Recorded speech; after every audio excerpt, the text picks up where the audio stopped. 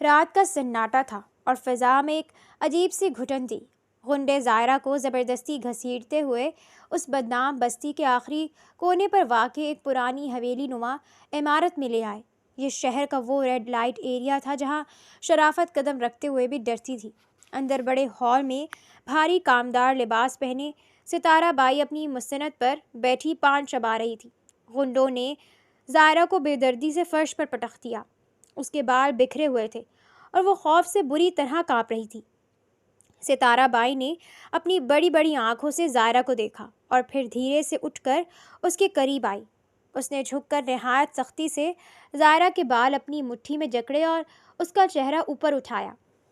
زائرہ کی بھیگی آنکھیں اور معصوم چہرہ دیکھ کر ستارہ بائی کے چہرے پر زہریلی مسکراہٹ ابھری۔ واہ، مال تو بہت اچھا دیا ہے شاہ رخ نے، بہت حسین ہے، واقعی بے مثال ہے، اس نے بڑے تحسین آمیز لہجے میں کہا تھا۔ خدا کے لیے مجھے جانے دے، میرا یہاں کوئی کام نہیں، زائرہ نے سسکتے ہوئے کہا تھا۔ خیر، ابھی اس کے نخرے دیکھنے کا وقت نہیں ہے، اسے لے جا کر کال کوٹری میں بند کر دو، میں دیکھتی ہوں پھر اس کا کیا کرنا ہے اور اسے کیسے سیدھا کرنا ہے۔ ستارہ بائی نے اس کی بات کو ہنسی میں اڑا دیا اور غنڈوں کی طرف مڑ کر کرخت آواز میں حکم دیا تھا۔ غنڈوں نے زائرہ کو بازو سے جکڑا اور اسے گھسیٹتے ہوئے اندرونی کمرے کی طرف لے گئے۔ زائرہ کی چیخیں دیواروں سے ٹکرا کر رہ گئیں اور جیسے ہی وہ کمرے میں داخل ہوئے، غنڈوں نے اسے اندر دھکیل کر بھاری دروازہ باہر سے بند کر دیا۔ اب وہاں صرف اندھیرا تھا اور زائرہ کی بے بس سسکیاں۔ کچھ دیر گزری تھی کہ ہیل کی ٹک ٹک کی آوازیں خاموشی کو چیرنے لگیں۔ کمرے کا زنگ آلود دروازہ چرچراہٹ کے ساتھ کھلا اور ستارہ بائی کے ساتھ ایک تیکھے نقوش والی عورت نیلم داخل ہوئی۔ نیلم کی آنکھوں میں ایک عجیب سی صفاکی تھی۔ نیلم، اسے ذرا ٹھیک سے تیار کر دو، آج کی رات اس کا چہرہ چمکنا چاہیے، یہ ہمارے لیے سونے کی چڑیا ثابت ہوگی، ستارہ بائی نے زائرہ کی طرف اشارہ کرتے ہوئے نیلم سے کہا تھا۔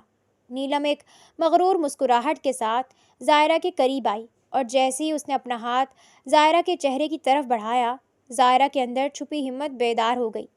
اس نے جھٹکے سے اپنا آپ چھڑوایا اور پوری قوت سے نیلم کے منہ پر ایک زوردار تھپڑ دے مارا۔ کمرے میں سناٹا چھا گیا۔ نیلم کا چہرہ غصے سے تمتما اٹھا اور اس کی آنکھیں خون خوار ہو گئیں۔ وہ غصے سے پاگل ہو کر زائرہ پر جھپٹی۔ تیری یہ جرأت، مجھ پر ہاتھ اٹھائے گی تو؟ نیلم چلائی تھی۔ نیلم نے بے دردی سے زائرہ کے بال اپنی مٹھی میں جکڑے اور اسے زمین سے اوپر اٹھایا۔ اس سے پہلے کہ زائرہ کچھ سمجھ پاتی، نیلم نے پے در پہ اس کے منہ پر تھپڑ برسانے شروع کر دیے۔ تھپڑوں کی شدت اتنی زیادہ تھی کہ زائرہ کا ہونٹ پھٹ گیا اور وہاں سے خون بہنے لگا۔ زائرہ درد سے کراہ رہی تھی، لیکن نیلم کا غصہ ابھی ٹھنڈا نہیں ہوا تھا۔ وہ دوبارہ ہاتھ اٹھانے ہی والی تھی کہ ستارہ بائی نے لپک کر اس کا بازو پکڑ لیا۔ بس کر نیلم، رک جا، ستارہ بائی نے اسے پیچھے دھکیلتے ہوئے کہا تھا۔ تو اس کے چہرے کا حشر ہی بگاڑ دے گی، یہ تو ہمارے کام کی چیز ہے، اگر اس کا نقش و نگار ہی بگڑ گیا تو گاہک کیا خاک دام لگائیں گے۔ نیلم ہاپتی ہوئی پیچھے ہٹی جبکہ زائرہ فرش پر گری اپنے زخمی ہونٹ کو سہلا رہی تھی اور اس کی آنکھوں میں اب واضح بے بسی تھی۔ کمرے میں تناؤ کی لہر دوڑ گئی تھی۔ سن لڑکی، آج رات تجھے اس محفل کی جان بننا ہے، رقص کی تیاری کر، کیونکہ آج تیرے حسن پر بڑے بڑے دام لگنے والے ہیں۔ ستارہ بائی نے جھک کر زائرہ کے خون آلود ہونٹ کو اپنی ٹھوڑی سے پکڑا اور بڑی بے رحمی سے مسکراتے ہوئے کہا تھا۔ میں مر جاؤں گی، اپنی جان دے دوں گی، پر یہ ضلالت والا کام کبھی نہیں کروں گی۔ تم میرا جسم تو قید کر سکتی ہو، میری روح نہیں۔ زائرہ نے، جس کی آنکھوں میں اب آنسوں کے بجائے نفرت کی آگ تھی، تڑپ کر جواب دیا تھا۔ ستارہ بائی نے ایک زوردار قہقہا لگایا جو پورے کمرے میں گونج اٹھا۔ مرنے کی باتیں مت کر پگلی، یہاں موت بھی میری مرضی کے بغیر نہیں آتی، وہ تو میں دیکھ لوں گی کہ تو رقص کیسے نہیں کرتی۔ اس نے زائرہ کی آنکھوں میں آنکھیں ڈال کر کہا تھا۔ رات ڈھلتے ہی ستارہ بائی نے نیلم کو حکم دیا کہ زائرہ کو زبردستی تیار کیا جائے۔ نیلم نے بھاری زیورات اور شوخ لباس زائرہ پر تھوپ دیے۔ زائرہ پتھر کی مورت بنی رہی، لیکن جب باہر جانے کا وقت آیا تو اس نے پیر زمین میں گاڑ دیے۔ اس نے کمرے کی دہلیز پار کرنے سے صاف انکار کر دیا اور دیوار سے لگ کر بیٹھ گئی۔ ستارہ بائی اندر داخل ہوئی، اس کے ہاتھ میں ایک چمچماتا ہوا کوڑا تھا۔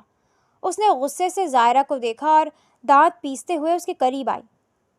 تو پیار کی زبان نہیں سمجھے گی۔ ستارہ بائی نے گرج کر کہا، اب میں تیرے ساتھ وہ کروں گی جو نے کبھی خواب و خیال میں بھی نہ سوچا ہوگا۔ ایسی عبرت بناؤں گی کہ خود ناچنے کی بھیک مانگے گی۔ زائرہ کا دل زور سے دھڑکنے لگا۔ اسے نہیں معلوم تھا کہ ستارہ بائی اب پیسوں کی خاطر اس کے ساتھ کیا کرنے والی ہے۔ اگلی صبح جب سورج کی پہلی کرن حویلی کی بوسیدہ دیواروں سے ٹکرائی تو کمرے کا دروازہ زور سے کھلا۔ ستارہ بائی کے چہرے پر وحشیانہ اطمینان تھا، جیسے وہ کوئی بڑا سودا طے کر کے آئی ہو۔ اس نے زائرہ کو بکھری ہوئی حالت میں فرش پر بیٹھے دیکھا تو کراہیت سے منہ بنایا۔ ستارہ بائی نے زائرہ کے قریب آ کر اس کے بالوں میں اپنی انگلیاں پھنسائیں اور سر کو جھٹکے سے پیچھے کی طرف کھینچا۔ سن لے لڑکی، میری شرافت اور صبر کا پیمانہ لبریز ہو چکا ہے۔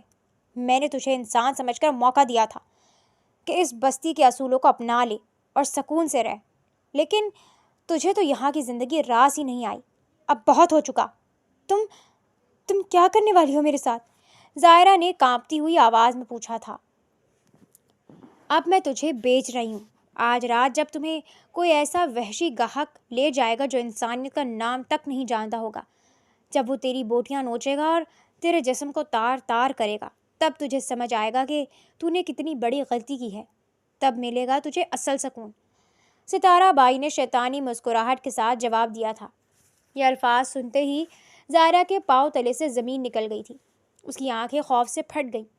خدا کے لیے ستارہ بائی، ایسا نہ کریں، میرے ساتھ ایسا ظلم نہ کریں۔ میں نے آپ کا کیا بگاڑا ہے؟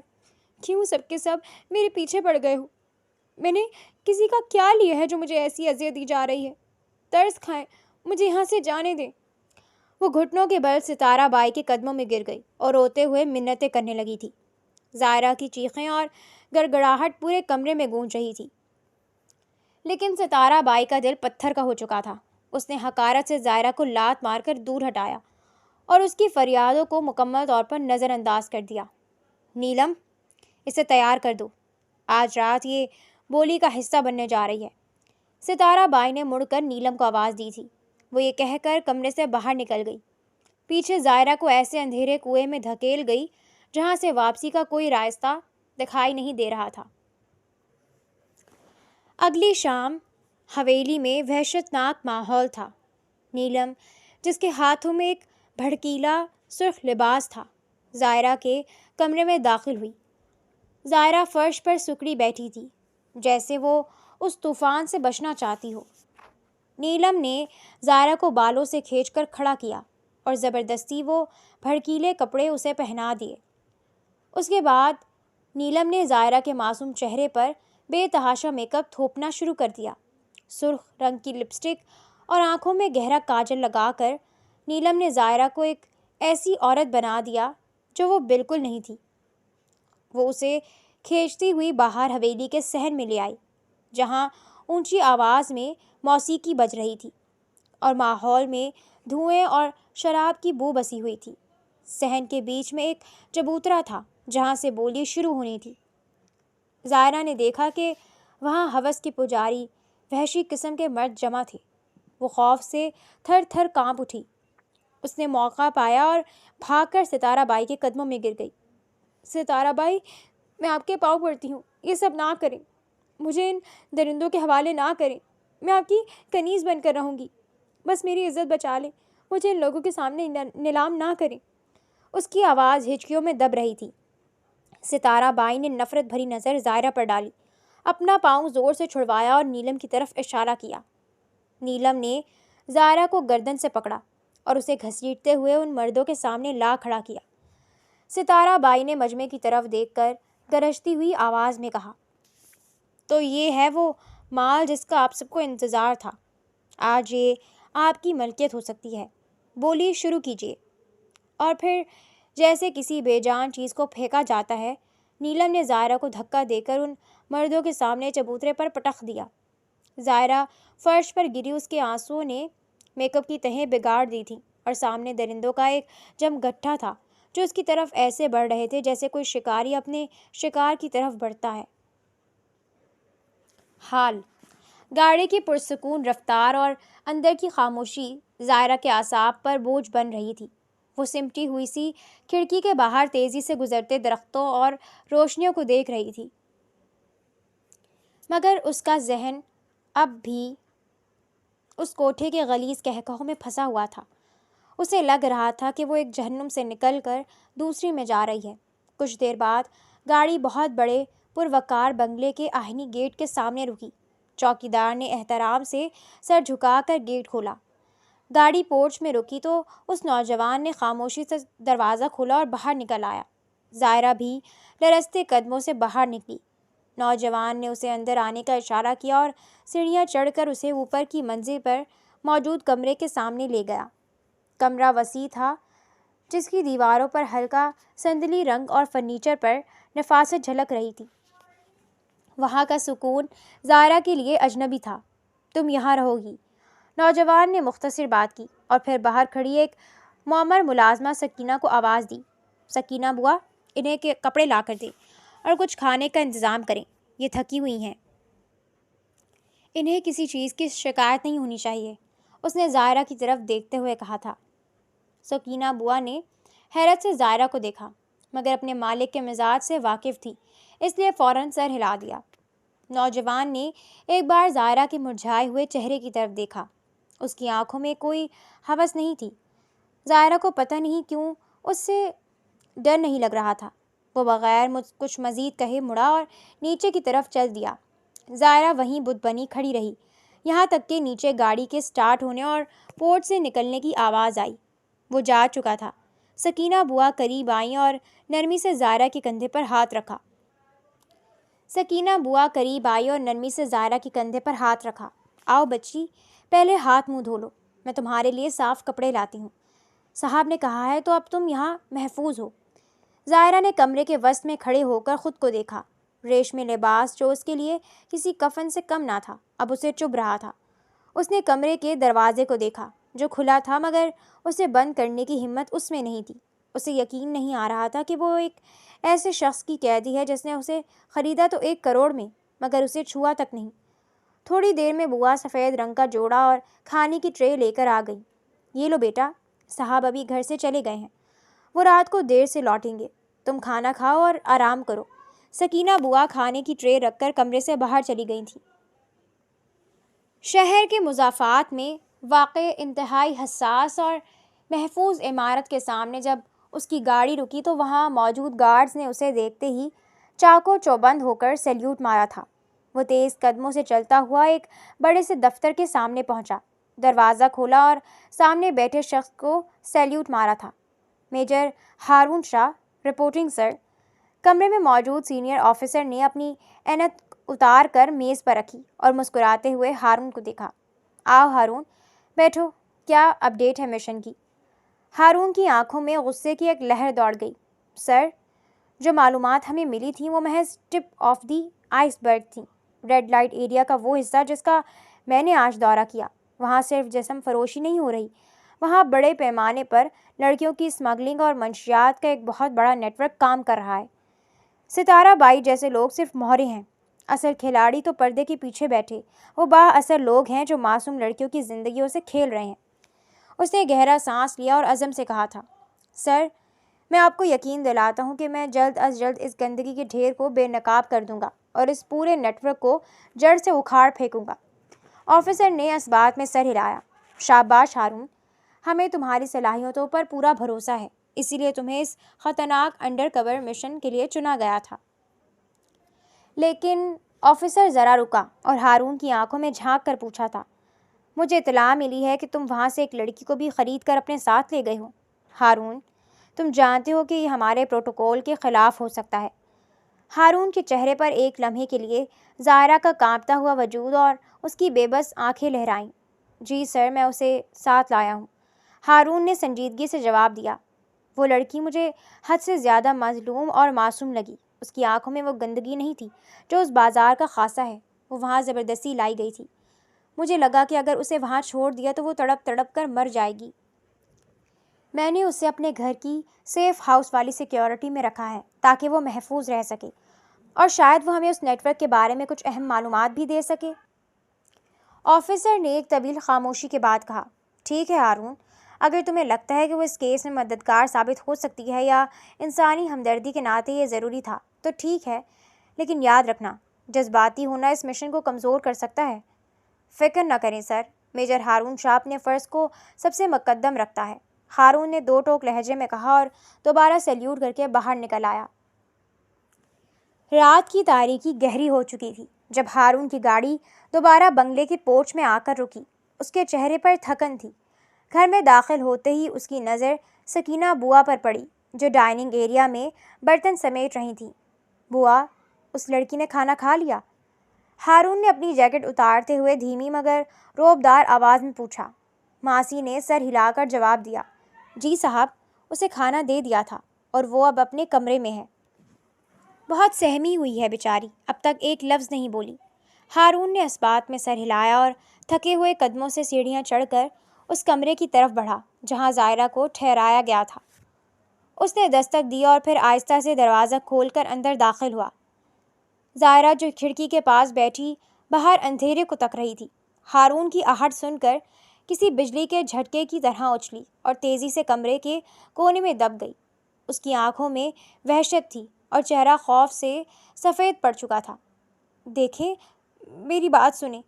زائرہ کی آواز کانپ رہی تھی اور اس کے ہاتھ خود بخود دفاعی انداز میں اٹھ گئے تھے۔ میں ویسی لڑکی نہیں ہوں جیسی آپ سمجھ رہے ہیں، خدا کے لیے مجھے ہاتھ مت لگانا، پلیز مجھے یہاں سے جانے دیں، میں آپ کے آگے ہاتھ جوڑتی ہوں، مجھے ہاتھ مت لگائیے گا۔ اس کی آواز میں چھپی اذیت اور بے بسی دیکھ کر ہارون ایک لمحے کے لیے اپنی جگہ رک گیا۔ زائرہ کا پورا وجود لرز رہا تھا۔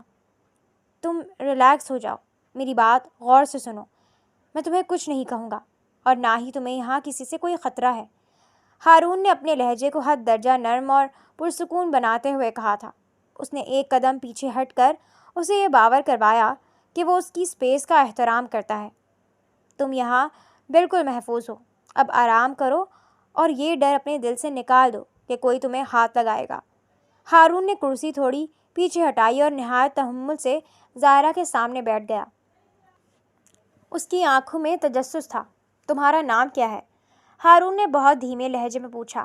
زائرہ نے اپنی بھیگی ہوئی پلکیں اٹھائیں اور لرزتی آواز میں جواب دیا، زائرہ۔ زائرہ؟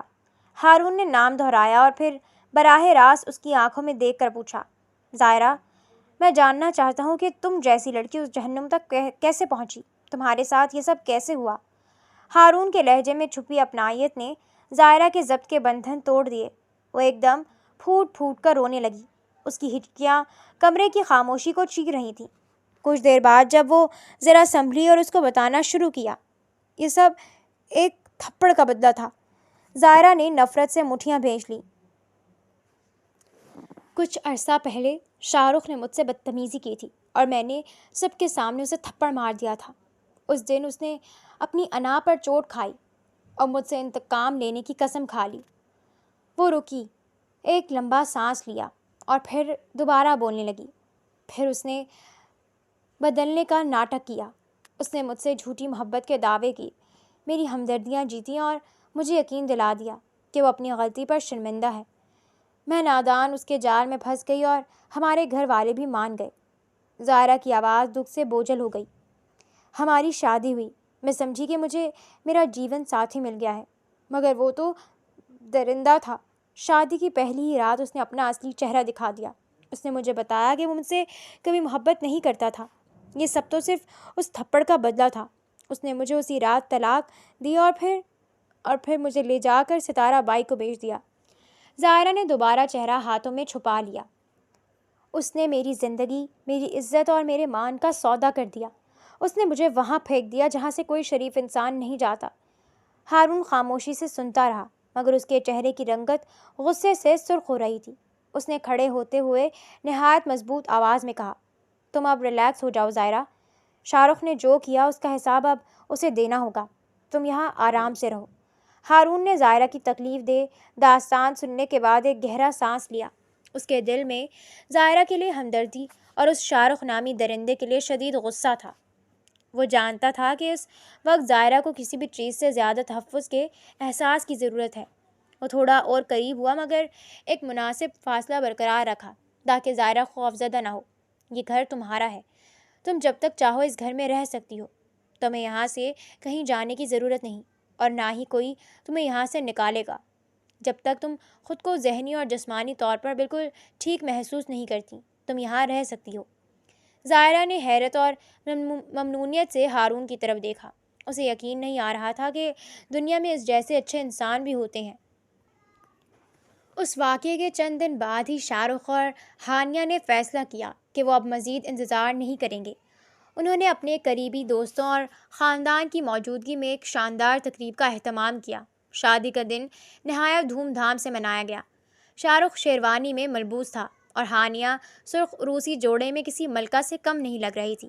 ہال میں ہر طرف پھولوں کی سجاوٹ تھی اور موسیقی کی گونج تھی، جس سے ہال کا ماحول خوشگوار بن گیا تھا۔ جیسے ہی نکاح خان نے نکاح کا خطبہ پڑھا، شاہ رخ اور ہانیہ کے چہروں پر ایک فاتحانہ مسکراہٹ تھی۔ جب ان سے نکاح قبول کرنے کے بارے میں پوچھا گیا تو دونوں نے ایک ہی وقت میں بلند آواز اور پر اعتماد لہجے میں قبول ہے کہا۔ اس کے بعد جیسے ہی نکاح کے کاغذات پر دستخط ہوئے، ہال میں موجود تمام مہمانوں نے تالیوں کے ساتھ انہیں مبارکباد دی۔ شاہ رخ اور ہانیہ اسٹیج پر ایک ساتھ بیٹھے بہت خوش نظر آ رہے تھے، جیسے انہیں اس بات کی خوشی تھی کہ انہوں نے اپنی مرضی کے مطابق سب کچھ حاصل کر لیا ہے۔ ان کے چہروں پر اطمینان تھا اور وہ مستقبل کے سنہرے خوابوں میں کھوئے ہوئے تھے۔ شادی کی وہ چمک دمک اور اسٹیج کی وہ فاتحانہ مسکراہٹیں جو مہمانوں کے سامنے تھیں، حقیقت میں بہت عارضی ثابت ہوئیں۔ شادی کے چند روز بعد ہی، شاہ رخ کے کچھ دن بعد ہی، گھر کی فضا بوجھل ہو گئی تھی۔ دیواروں سے وحشت ٹپکنے لگی تھی۔ شادی تو ہو گئی تھی، لیکن سکون ان کے گھر سے کوسوں دور تھا۔ ہانیہ جو شاہ رخ کے ساتھ زندگی کے حسین خواب دیکھ رہی تھی، جلد ہی اسے حقیقت کا اندازہ ہونے لگا۔ شاہ رخ جو پہلے ہانیہ کی ہر بات پر سر تسلیم خم کرتا تھا، اب بدل چکا تھا۔ وہ اکثر گھر دیر سے آتا، سگریٹ کے دھوئیں میں اپنی راتیں گزارتا، اور اگر ہانیہ کچھ پوچھ لیتی تو وہ طیش میں آ جاتا۔ گھر میں لڑائی جھگڑوں کا ایک نہ ختم ہونے والا سلسلہ شروع ہو گیا۔ ہانیہ جو خود غرور اور نخوت سے بھری ہوئی تھی، وہ شاہ رخ کے بدلتے رویے کو برداشت نہ کر پاتی۔ تم مجھے وقت کیوں نہیں دیتے شاہ رخ؟ کیا یہی وہ زندگی ہے جس کا تم نے مجھ سے وعدہ کیا تھا؟ ہانیہ ایک رات چیختے ہوئے بولی۔ شاہ رخ نے اپنی کرسی پر پیچھے ٹیک لگائی اور ایک سرد نظر اس پر ڈالی۔ تمہاری ہر وقت کی بک بک سے میرا سر پھٹتا ہے ہانیہ، بہتر اپنی زبان کو لگام دو، ورنہ میں جانتا ہوں کہ تمہیں کیسے چپ کروانا ہے۔ یہ جملہ سن کر ہانیہ کا چہرہ غصے سے سرخ ہو گیا۔ تم مجھے دھمکیاں دے رہے ہو؟ بھول گئے کہ تم نے ظاہرہ کے ساتھ کیا کیا ہے؟ شاہ رخ ایک دم کھڑا ہوا اور اس نے میز پر موجود گلدان اٹھا کر دیوار پر دے مارا۔ اس کا نام مت لینا۔ وہ دھاڑا۔ جب سے تم سے شادی کی ہے تب سے گھر میں نحوست چھائی ہوئی ہے، ہر روز نقصان ہو رہا ہے، میرا بزنس اب وہ دونوں ایک ہی چھت تلے رہتے ہوئے بھی اجنبی بن چکے تھے۔ ان کی زندگی میں اب سکون نہیں رہا تھا۔ بات بات پر ایک دوسرے پر الزامات کی بارش میں کرنا شروع کر دیتے تھے۔ ہانیہ کو اپنے کیے پر پچھتاوا تو نہیں تھا، لیکن اسے اس بات کا شدید صدمہ تھا کہ اس نے جس شخص کے لیے اتنی سازشیں کی، وہی اب اس کی عزت نہیں کرتا۔ شاہ رخ کی زندگی میں اب کوئی خوشی نہیں تھی، بس عجیب سی بے چینی تھی جو اسے پل پل مار رہی تھی۔ ان کا ہر دن لڑائی سے شروع ہوتا اور ہر رات بے سکونی کے ساتھ ختم ہوتی۔ یہ وہ انجام تھا جس کے بارے میں انہوں نے کبھی سوچا بھی نہیں تھا۔ شادی کے صرف 2 ہفتے بعد، جب دونوں کے درمیان تلخیوں کا طوفان اپنے عروج پر تھا، ایک شام شاہ رخ اپنی گاڑی میں گھر لوٹ رہا تھا۔ باہر موسلا دھار بارش ہو رہی تھی اور شاہ رخ کا ذہن غصے اور ذہنی الجھنوں سے بھرا ہوا تھا۔ سڑک پر گاڑی سے توازن کھویا اور ایک تیز رفتار ٹرک کے ساتھ اس کی کار کا بھیانک تصادم ہوا۔ گھر میں ہانیہ اس کا انتظار کر رہی تھی۔ جب اسے فون پر خبر ملی تو اس کے ہاتھوں سے موبائل چھوٹ گیا۔ وہ حواس باختہ ہو کر ہسپتال پہنچی۔ ہسپتال کا راہداری جہاں لائٹس کی جھلملاہٹ اور دوائیوں کی بو تھی، ہانیہ کو کسی خوفناک خواب کی طرح لگ رہی تھی۔ وہ ICU کے دروازے کے سامنے کھڑی تھی۔ اس کا سارا غرور، ساری نخوت اس وقت دھل چکی تھی۔ وہ دیوار سے ٹیک لگائے ہاتھ جوڑے بری طرح رو رہی تھی۔ اس کی آنکھوں سے آنسو روا تھے اور وہ شاہ رخ کی زندگی کے لیے دعا مانگ رہی تھی۔ یا اللہ، اسے کچھ نہ ہونے دینا، اس نے میرے لیے بہت کچھ کیا ہے، اسے بچا لے۔ کافی دیر بعد آپریشن تھیٹر کے دروازے کھلے اور ڈاکٹر باہر نکلے۔ ہانیہ لپک کر ان کے سامنے آ گئی۔ ڈاکٹر، میرا شوہر کیسا ہے؟ وہ ٹھیک تو ہے نا؟ پلیز کچھ بتائیں۔ ڈاکٹر کے چہرے پر تھکن اور سنجیدگی تھی۔ انہوں نے گہرا سانس لیا اور بولے، دیکھیں، ہم نے اپنی پوری کوشش کی ہے، لیکن ابھی کچھ بھی کہنا قبل از وقت ہے۔ مریض کی حالت انتہائی تشویشناک ہے، وہ ابھی بھی کوما کی کیفیت میں ہے اور خون بہت زیادہ بہہ چکا ہے۔ آپ صرف دعا کریں کیونکہ اگلے چند گھنٹے بہت اہم ہیں۔ ہانیہ وہیں فرش پر بیٹھ گئی۔ اسے لگا جیسے اس کی دنیا ہی ختم ہو رہی ہے۔ وہ گھنٹوں دعا کرتی رہی، ہر لمحہ اس کے لیے ایک سال کی طرح طویل تھا۔ پھر رات کے پچھلے پہر ڈاکٹر دوبارہ باہر آئے۔ ہانیہ فوری طور پر کھڑی ہوئی۔ ڈاکٹر، کیا وہ ٹھیک ہے؟ ہم نے پیشنٹ کی جان بچا لی ہے، وہ خطرے سے باہر ہیں، لیکن مجھے افسوس کے ساتھ بتانا پڑ رہا ہے کہ حادثے میں ان کی ریڑھ کی ہڈی بری طرح متاثر ہوئی ہے۔ سرجری کے بعد بھی ہم انہیں یہ امید نہیں دلا سکتے کہ وہ کبھی دوبارہ اپنے پیروں پر کھڑے ہو سکیں گے۔ وہ زندگی بھر کے لیے مفلوج ہو چکے ہیں، ڈاکٹر نے پیشہ انداز میں بتایا تھا۔ یہ سنتے ہی ہانیہ کی چیخ ہال میں گونجی۔ وہ وہیں بے سدھ ہو کر گر گئی۔ شاہ رخ، جو کبھی اپنی طاقت اور دولت پر غرور کرتا تھا، اب زندگی کی بازی تو جیت گیا تھا، لیکن ہمیشہ کے لیے بستر تک محدود ہو چکا تھا۔ وہ غرور جو زائرہ کی بربادی سے شروع ہوا تھا، آج خود شاہ رخ کی زندگی کو ایک اندھی اور خاموش گلی میں لے آیا تھا۔ ہسپتال کے خاموش اور اداس کمرے میں، جہاں صرف مانیٹر کی بیپ بیپ کی آوازیں گونج رہی تھیں، شاہ رخ نے آہستہ سے اپنی آنکھیں کھولیں۔ اس کے سر میں شدید درد تھا اور جسم کا نچلا حصہ جیسے وجود ہی نہیں رکھتا تھا۔ جب اسے ڈاکٹروں اور نرسوں سے اپنی اس مستقل معذوری کا علم ہوا تو اسے لگا جیسے اس کے سینے پر کوئی بھاری پتھر رکھ دیا گیا ہو۔ وہ چیخنا چاہتا تھا لیکن حلق میں آواز نہیں تھی۔ اس کی آنکھوں سے آنسوؤں کا سیلاب بہہ نکلا۔ وہ جو کل تک اپنے پیروں پر کھڑے ہو کر دنیا کو فتح کرنے کے خواب دیکھتا تھا، اب ہمیشہ کے لیے ایک ویل چیئر کا محتاج ہو گیا تھا۔ ہانیہ جو اس کے قریب بیٹھی تھی، اسے روتا دیکھ کر تڑپ اٹھی۔ شاہ رخ، پلیز مت رو، میں ہوں نا تمہارے ساتھ۔ ڈاکٹر نے کہا ہے کہ ہم بہتر علاج کروائیں گے تو۔ شاہ رخ نے کمزوری سے اپنا ہاتھ ہٹا دیا اور ہچکیوں کے درمیان بولا، ہانیہ، یہ سب مکافات عمل ہے۔ ہانیہ نے حیرت سے اسے دیکھا۔ تم کیا کہہ رہے ہو؟ شاہ رخ نے اپنی نم آنکھوں سے چھت کی طرف دیکھا اور لرزتی آواز میں کہا، یہ سب زائرہ کی بددعاؤں کا اثر ہے ہانیہ۔ اس نے کہا تھا کہ اس کی آہ ہمارا پیچھا کرے گی، اور دیکھو، میں آج اس قابل بھی نہیں رہا کہ خود چل سکوں۔ یہ صرف حادثہ نہیں، میرے گناہوں کی سزا ہے۔ اس کے لہجے میں ایسی شدت تھی کہ ہانیہ خاموش ہو گئی۔ شاہ رخ نے اسے شدت سے تھام لیا۔ مجھے زائرہ کو ڈھونڈنا ہے، مجھے اس سے معافی مانگنی ہے۔ میری زندگی کا اب کوئی مقصد نہیں رہا جب تک وہ مجھے معاف نہ کر دے۔ شاید اس کی دعا سے میرا دل ہلکا ہو جائے، شاید وہ مجھے معاف کر دے۔ تم پاگل ہو گئے ہو کیا؟ ہانیہ نے غصے اور خوف کے ملے جلے جذبات کے ساتھ کہا۔ وہ کہاں ہوگی کسی کو نہیں پتا، اور تم اس حالت میں اسے کیسے ڈھونڈو گے؟ لیکن شاہ رخ اب ضد پر اڑ چکا تھا۔ اس کا ضمیر اسے چین نہیں لینے دے رہا تھا۔ وہ بستر پر لیٹے لیٹے ہی اپنے دوستوں کو فون کرنے لگا، لوگوں سے رابطہ کرنے لگا، اور اسے ایک ہی دھن سوار ہو گئی کہ چاہے پوری دنیا چھان مارے، اسے زائرہ کو ڈھونڈنا ہے تاکہ وہ اس کے قدموں میں گر کر اپنی غلطی کا اعتراف کر سکے۔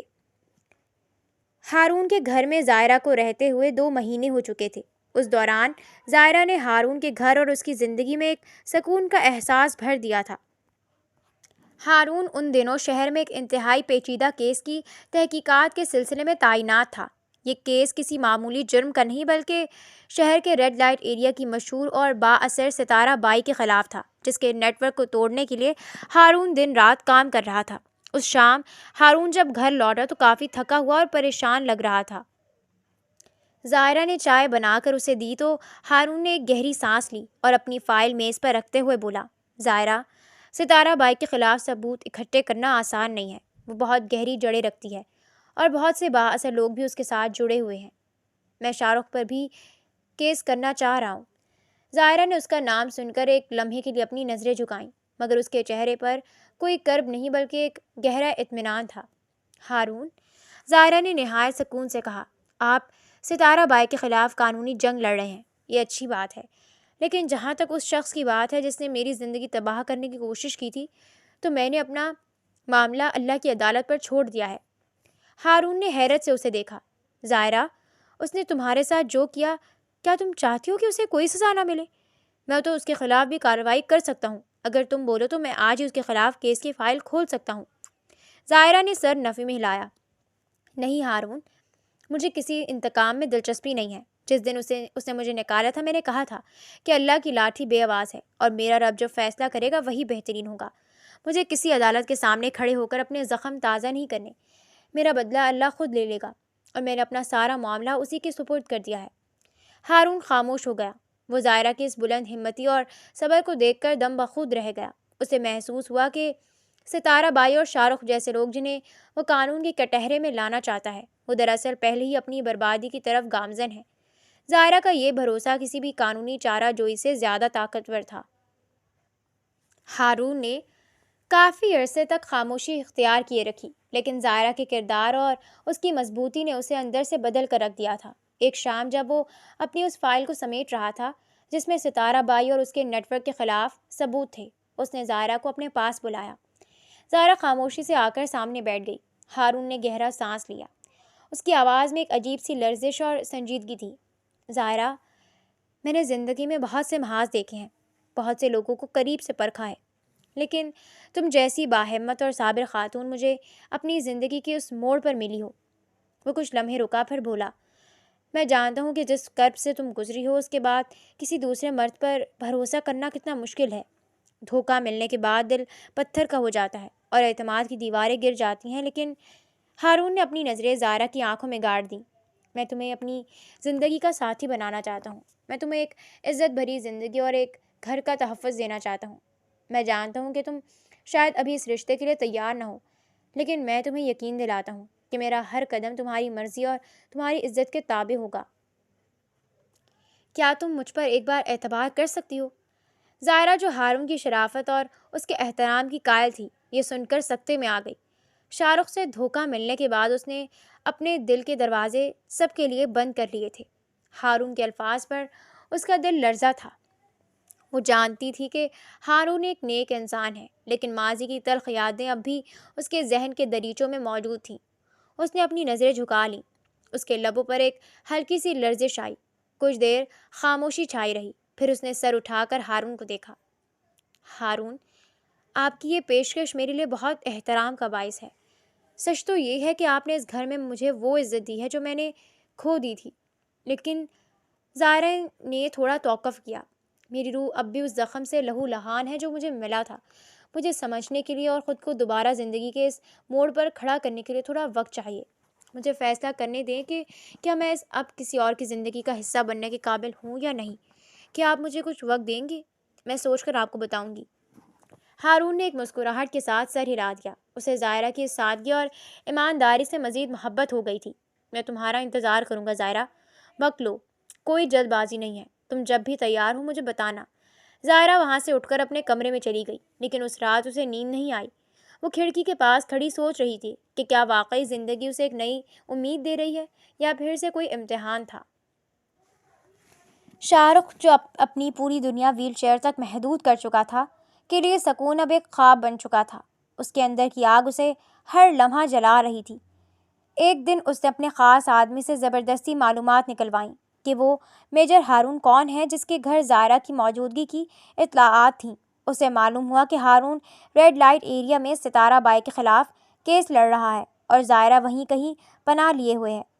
شاہ رخ اپنی معذوری کے باوجود اس دن کسی دیوانے کی طرح تیار ہوا۔ اس کے چہرے پر پچھتاوے کی سیاہی پھیلی ہوئی تھی۔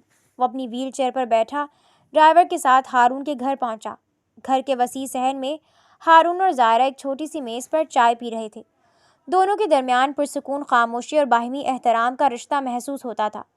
اچانک گیٹ پر موجود گارڈ نے اندر آ کر اطلاع دی، سر، باہر کوئی آیا ہے، ویل چیئر پر ہے اور اپنا نام شاہ رخ بتا رہا ہے۔ ظاہرہ کے ہاتھ میں پکڑی چائے کی پیالی لرز گئی۔ اس کا دل ایک پل کے لیے جیسے دھڑکنا بھول گیا۔ ماضی کا وہ سارا درد، وہ ذلت، وہ قیامت خیز رات اس کی آنکھوں کے سامنے گھوم گئی۔ وہ ہچکچائی، اس کا وجود کانپنے لگا، لیکن پھر اس نے گہری سانس لی اور اپنی خودداری کو مجتمع کیا۔ آنے دیں اسے، ظاہرہ نے مستحکم آواز میں کہا۔ ہارون نے اسے تشویش سے دیکھا، لیکن ظاہرہ نے سر ہلایا۔ کچھ ہی لمحوں میں ویل چیئر کی چرچراہٹ سنائی دی۔ جیسے ہی شاہ رخ صحن میں داخل ہوا، ظاہرہ کی آنکھیں حیرت سے پھیل گئیں۔ اس کے سامنے وہ غرور سے بھرا شاہ رخ نہیں تھا، بلکہ ٹوٹا ہوا، بکھرا ہوا انسان تھا جو اپنی ہی بے بسی کا قیدی بنا ہوا تھا۔ شاہ رخ نے جب ظاہرہ کو دیکھا تو اس کی آنکھوں سے آنسو بہہ نکلے۔ وہ کچھ بول نہ سکا، بس ظاہرہ کے قدموں میں گرنے کی کوشش کرنے لگا، لیکن اپنی معذوری کی وجہ سے نہ جھک سکا۔ اس نے ویل چیئر پر بیٹھے ہی اپنے ہاتھ جوڑ لیے۔ ظاہرہ، اس کی آواز رن گئی تھی، میں تم سے معافی مانگنے آیا ہوں، مجھے معاف کر دو۔ ظاہرہ کے چہرے پر پتھراؤ جیسی سردی تھی۔ کس منہ سے معافی مانگ رہے ہو شاہ رخ؟ جس دن میری عزت نیلام کی تھی اس دن تم نے انسانیت کا ہر رشتہ توڑ دیا تھا۔ میں تمہیں معاف نہیں کر سکتی۔ شاہ رخ زاروں قطار رونے لگا۔ میں جانتا ہوں میں کسی معافی کے قابل نہیں ہوں۔ ہمیں ہماری غلطیوں کی سزا مل چکی ہے۔ ہانیہ، وہ بھی اب کبھی ماں نہیں بن سکتی۔ ڈاکٹروں نے جواب دے دیا ہے، ہمارے گھر میں کبھی خوشی نہیں آئے گی۔ یہ صرف تمہاری وہ آہ ہے جو عرش تک پہنچی ہے۔ میں ہر روز تڑپتا ہوں، ہر سانس مجھے زہر لگتی ہے۔ پلیز ظاہرہ، مجھے معاف کر دو تاکہ میری روح کو یہ اذیت نہ ملے۔ مجھے سکون سے مرنے تو دو۔ ظاہرہ یہ سن کر لرز گئی۔ اسے ہانیہ پر کوئی ترس نہیں تھا، لیکن شاہ رخ کی اس حالت زار اور اس کے اعتراف جرم نے اس کے دل کی سختی کو پگھلا دیا۔ وہ ہارون کی طرف دیکھ کر خاموش رہی۔ ہارون نے نرمی سے کہا، ظاہرہ، اگر یہ انسان سچے دل سے نادم ہے تو اسے معاف کر کے خود کو اس بوجھ سے آزاد کر لو۔ ظاہرہ نے آگے بڑھ کر شاہ رخ کی طرف دیکھا۔ اس کی آنکھوں میں اب نفرت نہیں بلکہ رحم تھا۔ میں نے تمہیں معاف کیا شاہ رخ۔ دنیا کی عدالت میں شاید تم بچ جاتے، لیکن اللہ کی عدالت میں تم نے جو سزا پائی ہے وہ بھی کم ہے۔ جاؤ اپنی باقی ماندہ زندگی توبہ میں گزارو، اب تمہارا اور میرا کوئی واسطہ نہیں ہے۔ شاہ رخ نے کانپتے ہوئے ہاتھوں سے ظاہرہ کے قدموں کو چھونے کی کوشش کی، وہیں وہ بے تحاشا رونے لگا۔ اسے لگا جیسے اس کے سینے پر سے صدیوں کا بوجھ ہٹ گیا ہو۔ اس نے ایک بار ہارون کی طرف دیکھا، پھر اپنی ویل چیئر موڑی اور خاموشی سے وہاں سے چلا گیا۔ پیچھے اپنی بربادی اور پچھتاوے کی ایک لمبی داستان چھوڑ گیا۔ ظاہرہ وہیں کھڑی رہی۔ اس کی آنکھوں سے آنسو بہہ رہے تھے، لیکن اس کے دل میں اب عجیب سا سکون تھا۔